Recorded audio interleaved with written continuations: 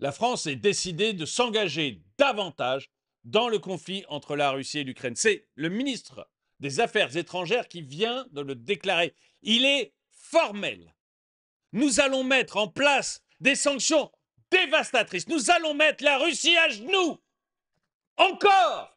Ah, bonjour et bienvenue dans cette nouvelle vidéo de DME en direct. Comme toujours, si vous n'êtes pas abonné, je vous suggère de le faire et de cliquer sur la cloche pour être prévenu lorsque je sors une nouvelle vidéo. Et vous devriez aller dans la boutique DME, le lien est dans la description, vous devriez y aller parce que non seulement il y a le nouveau logo qui est là depuis le début du mois, travail dur, l'État encaissera, il y a les anciens locaux, les 6 anciens logos qui sont toujours là, et vous avez toujours ça sur 250 produits, des vêtements, des sacs, des mugs, des gourdes, et même des autocollants ou des magnets. Et les autocollants et les magnets, c'est un bon moyen de montrer les logos qui vous plaisent, et aussi juste de me faire un clin d'œil parce que je me sens soutenu. C'est pas pour ce que ça me rapporte. Un autocollant, ça va me rapporter 80 centimes. Vous doutez bien que c'est pas ça, voilà, c'est pas avec ça que je vis, mais ça, je le prends comme un encouragement sur la chaîne. Voilà, je préfère ça à un Tipeee et je trouve que c'est un bon encouragement pour la chaîne, donc n'hésitez pas. Le lien est dans la description et en ce moment, je vous fais 20% sur tous les produits de la chaîne. 20%, ça va pas durer, donc profitez-en. 20% sur tous les produits de la chaîne en ce moment. Le lien est dans la description. Alors,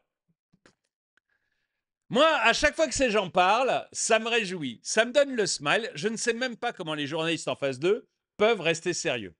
C'est c'est merveilleux. Je suis, moi, à chaque fois, ébahi de voir ces gens réussir à parler avec autant de fermeté pour des choses où ils ont montré à quel point ils étaient nuls.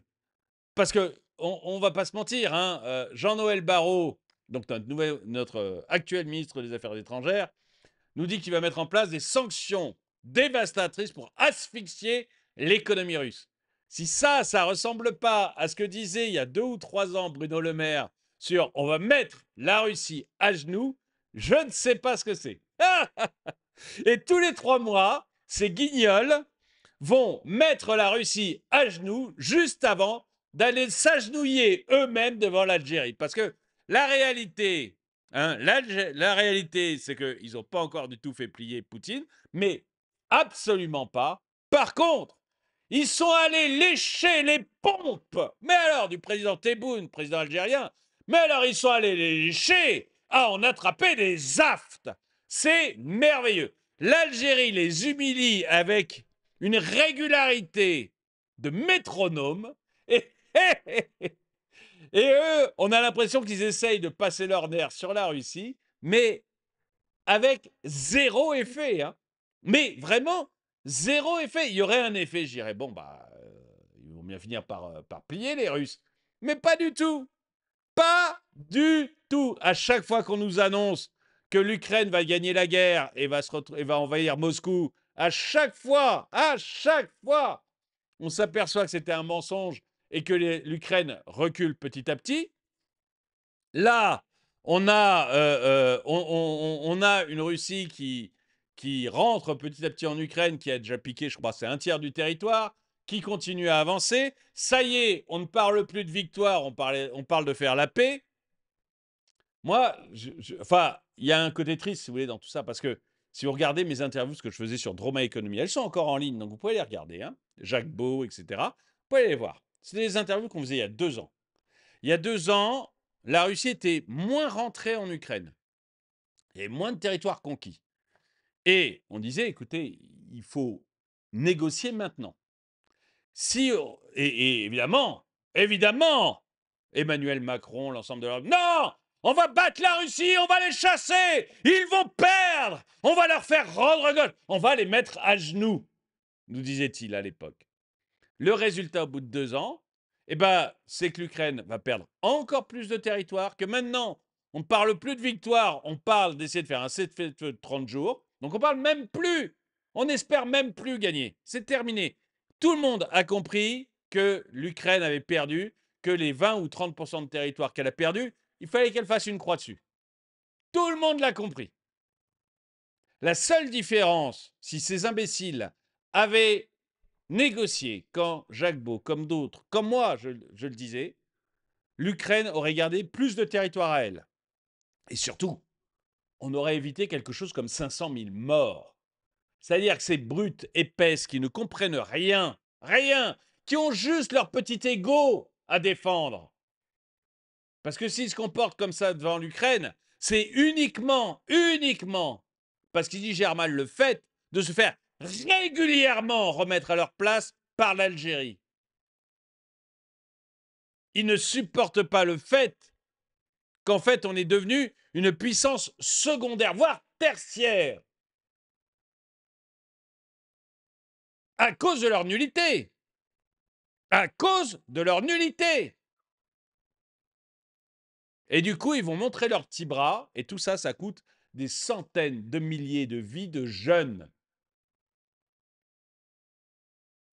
Je vais vous montrer notre merveilleux ministre des Affaires étrangères qui nous explique qu'encore une fois, nous allons mettre la Russie à genoux. Aujourd'hui, la priorité, c'est de maintenir l'immobilisation de ces actifs et de continuer à prélever les revenus pour financer le soutien à l'Ukraine. 1 milliard. Alors, juste, ça s'appelle du vol. Hein. Non, parce qu'il y a un moment, il faut quand même dire les choses. Ça s'appelle du vol. Hein. On a confisqué, on a gelé les actifs russes. À la limite, pourquoi pas? Quoique, dans les actifs qu'on a gelés, il y a ceux de l'État, donc c'est normal. Mais, enfin, c'est normal, ça se justifie. Mais il y a aussi les actifs juste de gens riches russes qui n'ont rien demandé à personne. Mais rien du tout. Qui ne sont même pas forcément des soutiens de Poutine. Mais on leur a gelé leurs actifs. Bon. Mais encore le gel des actifs, ça peut se comprendre, ça peut s'expliquer, ok. Par contre, on a décidé que non seulement on gelait ces actifs, mais on en prenait le revenu. C'est-à-dire que l'État a décidé que votre appartement, vous n'aviez plus le droit d'y toucher, vous n'avez plus le droit d'entrer dedans, vous n'avez plus le droit de l'avoir, votre appartement, mais en plus, le loyer payé par votre locataire, l'État français va en récupérer 100% du montant. Ben, ça s'appelle du vol. Voilà. Donc, récupérer comme ça, je suis désolé, hein, j'ai rien contre le gel. Enfin, j'ai rien. Je trouve. Enfin, en temps de guerre, c'est normal. Ok, c'est ok. En temps de guerre, c'est ok, le gel des avoirs russes.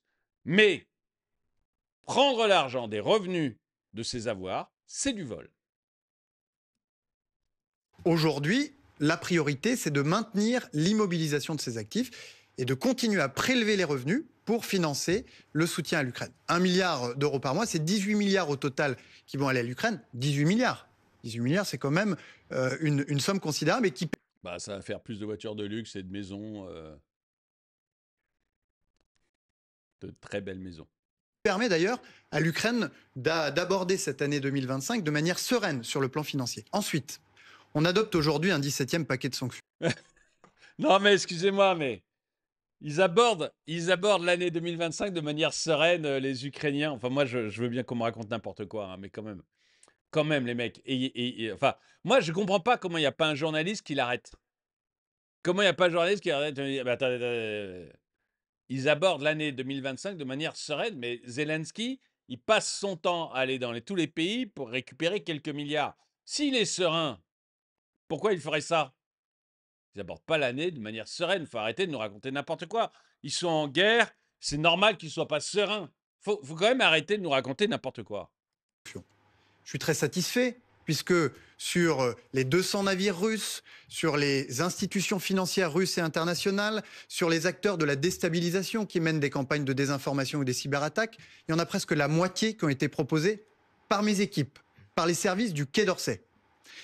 Mais il va falloir aller plus loin, parce que ces sanctions massives n'ont pas encore dissuadé Vladimir Poutine de continuer sa guerre d'agression contre l'Ukraine. Et comme l'a dit le président de la République, il faut nous préparer à brandir des sanctions dévastatrices. Lesquelles? Qui pourraient asphyxier une bonne fois pour toutes l'économie russe. C'est ce à quoi je travaille avec nos partenaires américains et en particulier le sénateur Lindsey Graham, très proche de Donald Trump, que je verrai jeudi matin en Turquie, qui a conçu un paquet de sanctions extrêmement puissantes, extrêmement dissuasives, avec des... Quels sont les leviers? Avec des droits de douane de 500% sur les importations de pétrole russe et de 500% sur les pays qui... Alors, moi, juste une chose, hein, les droits de douane sur le pétrole russe, qui paye les droits de douane? Il faut arrêter avec ce rêve et cette masturbation des droits de douane. Ce n'est pas la vache qui paye la taxe sur le lait. C'est le consommateur. S'il y a des droits de douane sur le pétrole, c'est le consommateur de ce pétrole qui le paye. Alors, ça peut être vous à la pompe, ça peut être un Américain à la pompe, peu importe. Ça peut être une entreprise, peu importe. Mais c'est toujours le consommateur qui paye les droits de douane. Quand Trump met des droits de douane très élevés aux États-Unis contre la Chine, contre l'Europe, contre peu importe qui, quand il fait ça, c'est fatalement le consommateur américain qui paye ses droits de douane. C'est un impôt déguisé, mais c'est un impôt. Alors Trump le fait pour négocier, donc OK, mais il ne faut pas se leurrer, ce n'est pas les Chinois qui payent les droits de douane sur les véhicules chinois, ce n'est pas les Américains qui payent le droit de douane sur le Coca-Cola, c'est toujours le consommateur. Donc, le droit de douane sur le pétrole russe, ça va peut-être embêter un peu les Russes pour vendre du pétrole. Mais dans ce cas, qu'est-ce qui se passe? Vous avez les cours mondiaux qui vont augmenter. Si c'est un problème pour vendre du pétrole, vous avez fatalement les cours mondiaux du pétrole qui vont augmenter. Et si ça arrive, c'est vous qui allez être touché. Alors, on a de la chance, l'essence a beaucoup baissé, donc voilà. Mais ce genre de pratique, d'augmenter les droits de douane sur le pétrole, ça entraîne fatalement une essence à la hausse. Voilà. Il n'y a pas d'autre possibilité. Ça a un effet négatif pour vous sur le prix de l'essence. Point. Ça ne peut pas être autrement.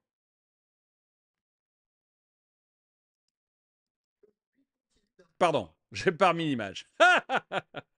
Pardon. Il est fascinant. Il a l'air méchant quand même. Hein. Bon, c'est peut-être... c'est un dévié de sa gueule, donc je ne vais pas en parler, mais il a quand même...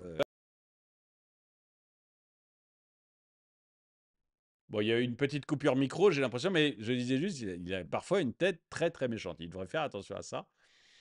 C'est... 500% sur les importations de pétrole russe et de 500% sur les pays qui aujourd'hui continuent d'importer du pétrole russe. Alors, moi, je veux bien, mais il me semble qu'il y a l'Inde dedans, donc, et la Chine. Donc, si tu veux mettre du 500% sur les produits chinois et les produits indiens, très bien, mais où est-ce que tu vas te fournir? Parce que, je suis désolé, mais où est-ce qu'on va se fournir? À un moment, l'Europe a voulu faire ça, enquiquiner les Indiens, justement pour ce genre de choses. Et le Premier ministre indien a dit, écoutez, c'est très bien les gars, hein, faites vos trucs, mais moi je suis votre premier fournisseur. Vous allez faire comment? Il faut, enfin, vous voyez, je ne sais pas s'ils mentent ou s'ils sont complètement incompétents, ou je n'en ai aucune idée. En fait, je suis de moins en moins certain de la compétence de ces gens-là. Mais non, tu feras pas plus 500% de droits de douane sur la Chine ou sur l'Inde. C'est pas vrai. Tu peux pas te le permettre. Donc, c'est pas vrai. C'est-à-dire c'est éventuellement fermer celle-là qui aurait le plus d'impact. Oui, parce que ça fermerait. Parce qu'on est censé déjà plus importer. Donc, j'ai envie de vous dire, des taxes sur ce qu'on n'importe pas. Bon. Absolument. Mais en revanche, des taxes... Mais comme votre reportage l'a très bien dit, la Russie a trouvé des voies de contournement face au blocus imposé par l'Europe et les États-Unis. En Inde, notamment. Aller fermer le robinet de cette manière-là, c'est une manière de prendre la Russie à la gorge. Oui, mais on a déjà... encore une fois, hein, d'abord, les voies de contournement, il fallait être un crétin pour ne pas savoir qu'elles existaient. Moi, j'en avais parlé au moment même où on avait annoncé le premier train de mesure, notamment sur le pétrole russe.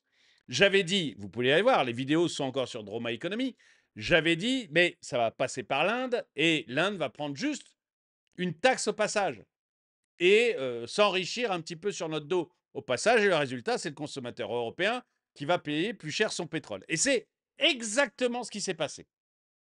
1 an plus tard, l'Europe s'en est aperçue parce que ces gens-là, non seulement sont nuls mais en plus sont très lents. Et donc, 1 an plus tard, ils s'en sont aperçus et disent « Oh, les Indiens, c'est pas bien! On va prendre des sanctions contre vous !» Et c'est à ce moment-là que le Premier ministre indien était venu voir la Commission européenne. C'était un des commissaires qui avait dit ça. Le Premier ministre indien était venu et a dit « Écoutez les rigolos, vous savez ce que je représente? On est 1,7 milliard dans mon pays. On est vos premiers fournisseurs dans ça, ça, ça, ça, ça et ça. Ce qui veut dire que si vous nous mettrez des doigts de douane, si vous nous cassez les pieds, vous n'allez pas réussir à fournir ces produits-là à votre population. Ça veut dire que vous allez créer une inflation gigantesque auprès de votre population. Est-ce que vous êtes sûr de vous? Et Van der Leyen, qui est aussi mauvaise que les autres, visiblement, avait dit à ce moment-là, non, non, non, non, non, non, on va rien faire aux Indiens. Non, on ne vous fera rien. On vous aime. On vous aime. Donnez-moi votre babouche à embrasser. Et donc, voilà, on avait fini, comme c'est un peu la coutume en France avec l'Algérie, on avait fini avec une Europe qui était venue largement embrasser les vêtements traditionnels du Premier ministre indien. Et c'est exactement ce qui va se passer. C'est-à-dire que quand ils nous disent « Oh, on va augmenter de 500% les droits de douane », mais vas-y, augmente les droits de douane de 500% sur les Indiens. Augmente les droits de douane de 500% sur les Chinois. Tu crois que la Chine va te dire, écoute, excuse-moi Jean-Noël. Ah, excuse-moi Jean-Noël, c'est vrai, on n'a pas été gentil. Excusez-nous. Ah, Jean-Noël, écoutez, d'accord, on va payer notre punition. Vous savez pas trop dur avec nous, on est que la Chine après tout. Excusez-nous, on a mal qu'on pas. La vie, elle est dure. Mais la Chine, mais vous allez la faire rigoler, vous allez lui dire, attends, on va te mettre plus 500% de droits de douane sur ton pétrole. Et la Chine va vous regarder, attends, tu vends déjà plus de cognac aux États-Unis. Tu veux en prendre plus nulle part dans le monde, c'est ça?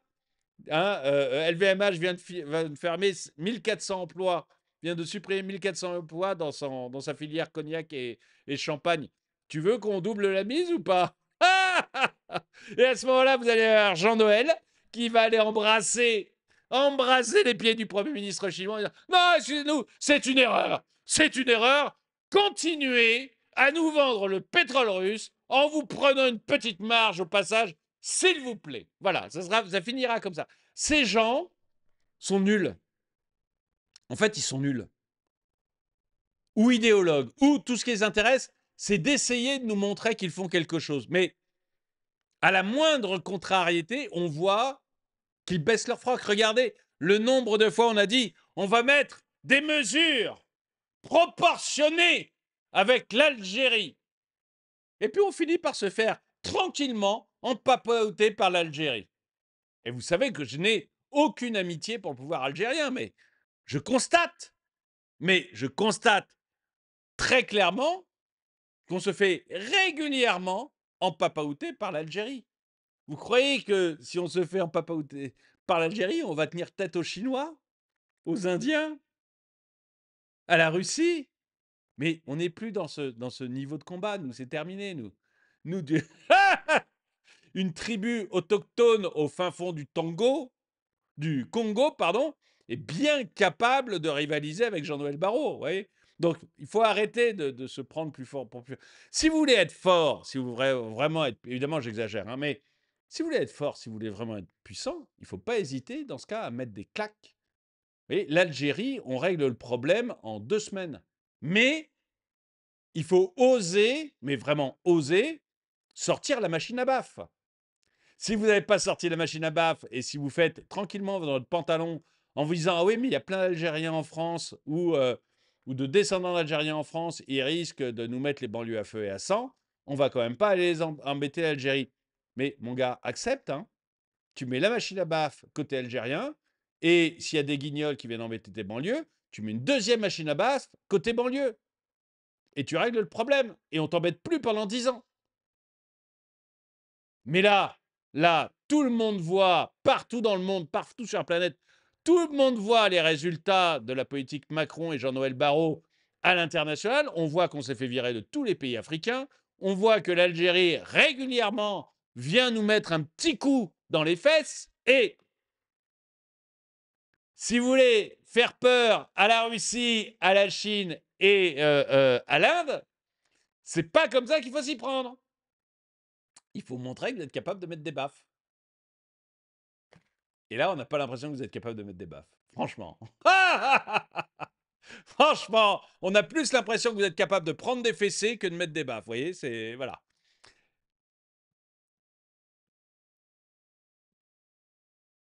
C'est exactement ce qu'il faut, plus envoyer des troupes européennes en Ukraine. Qu'est-ce qu'on attend? Mais vas-y, vas-y, engage-toi. Engage-toi. Les Ukrainiens recrutent, tu peux rentrer dans la légion étrangère ukrainienne jusqu'à plus de 50 ans. Donc vas-y, Braise. Allez, fonce. Vas-y, mon grand, vas-y. C'est fou, le nombre de pro-russes collabos en France. Mais c'est pas ça, mais regarde la réalité. Tiens, vous avez vu qui a volé mon texte? Vous voyez, tout le monde l'a vu. C'est pas être pro-russe.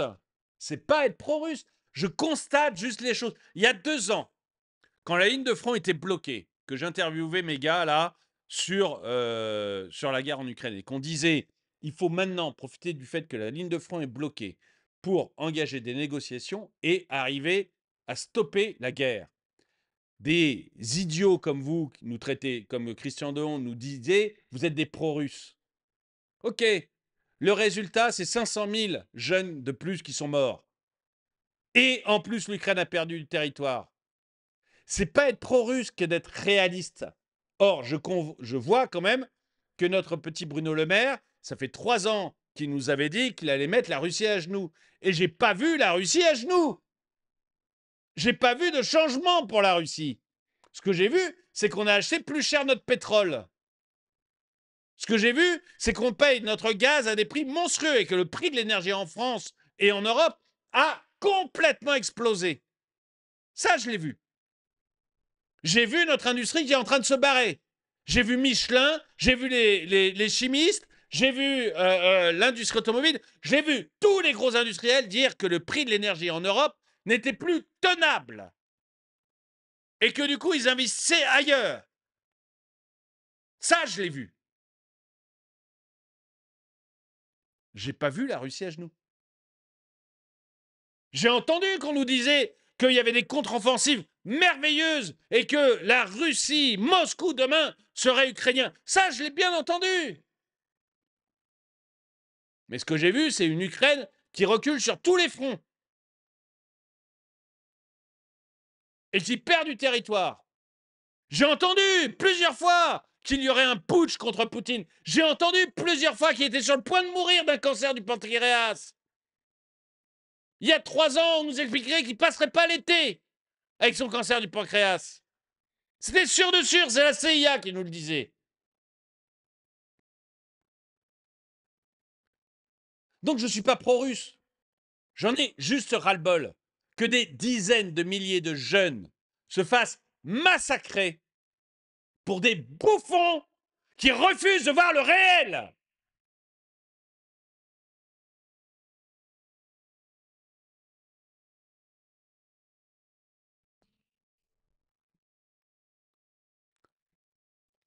Ce trou du cul répète les mêmes conneries que Bruno Le Maire il y a 2 ans. Je crois que c'était 3 ans. Il croit réellement au baratin qu'il raconte ou c'est la poudre qui le rend débile à ce point? Non, je pense qu'il n'y croit pas. Je pense qu'aucun d'entre eux ne croit à tout ça. Mais ils veulent donner l'impression à la population qu'ils font quelque chose. L'Ukraine, vous savez, vous avez eu le Covid qui a été la première justification à on fait n'importe quoi, on gère le pays comme des patates et on accumule de la dette à ne plus savoir qu'en faire. Et le Covid, ça a eu une fin. Donc après, vous avez eu l'Ukraine. On gère toujours comme des patates. On a toujours un pays monstrueusement endetté. Et en plus, c'est la faute de Poutine. Il y a un problème sur le site internet de je sais plus, je crois que c'est le département du Puy-de-Dôme. C'est la Russie qui a attaqué. Je crois que c'était le Puy-de-Dôme. Il fait trop froid, c'est les Russes. On n'arrive pas à faire ceci, cela, c'est les Russes.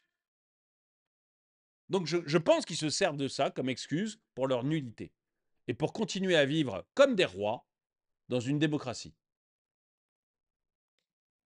Mais je ne crois pas qu'ils y croient. Pas une seconde. Ou alors c'est des vrais couillons. C'est pas exclure. C'est pas exclure, mais quand même. Ce con pousse le ridicule jusqu'à se prendre pour le maire. Mais c'est exactement ça. Mais c'est exactement ça. Un dernier quand même. Jean-Noël Barrot veut prendre des sanctions dévastatrices pour asphyxier l'économie russe. Bah voyons. Mais lesquelles? Bah il ne sait pas. Hein. C'est vrai qu'il n'a pas su répondre. Il n'a toujours pas compris que la France ne peut rien faire économiquement contre la Russie. Mais c'est tellement clair. Mais c'est le seul moyen de rendre la France à la France sa place. D'abord, c'est de mettre des machines à baffe avec certains pays qui nous humilient régulièrement. Ça, c'est la première chose. Et la deuxième chose, c'est de récupérer le contrôle de nos finances. Si vous n'avez pas d'argent, que vous dépendez constamment de pays étrangers pour vous financer, bah vous obéissez aux pays étrangers. Hein.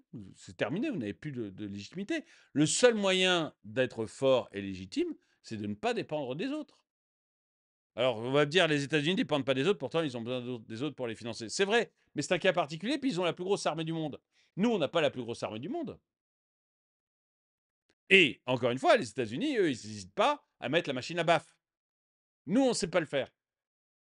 On ne sait pas mettre en place la machine à baffe, on n'a pas la plus grosse armée du monde, et nos finances sont catastrophiques. Partout où on s'est engagé et que partout où on a fait de la diplomatie, où notre président de génie a fait de la diplomatie, on s'est fait virer. Toute l'Afrique. En 2 quinquennats, ce génie a réussi à nous faire virer de toute l'Afrique. Écoutez, dites-moi ce que vous en pensez. Hein. Dites-moi si vous pensez qu'on a raison de prendre un train de mesures supplémentaires et que cette fois-ci, c'est pour de vrai, c'est pour de bon, c'est promis juré, on va mettre la Russie à genoux. Ou est-ce que vous pensez comme moi que tout ça, mais ce sont des billevesées qui ne font que compliquer notre vie à nous, Européens, que la rendre plus chère, et que ça serait bien, pour une fois, que l'on commence à éjecter tous ces politiciens absolument nuls qui se prennent pour Napoléon. N'oubliez pas d'aller dans la boutique DME. En ce moment, je vous fais moins 20% sur tous les articles. Le lien est dans la description. Moins 20%, c'est quand même sympa. Hein. Donc, le lien est dans la description. N'oubliez pas de le faire. Merci d'avoir regardé la vidéo. Mettez un pouce vers le haut, commentez, partagez. Et moi, je vous dis à très bientôt.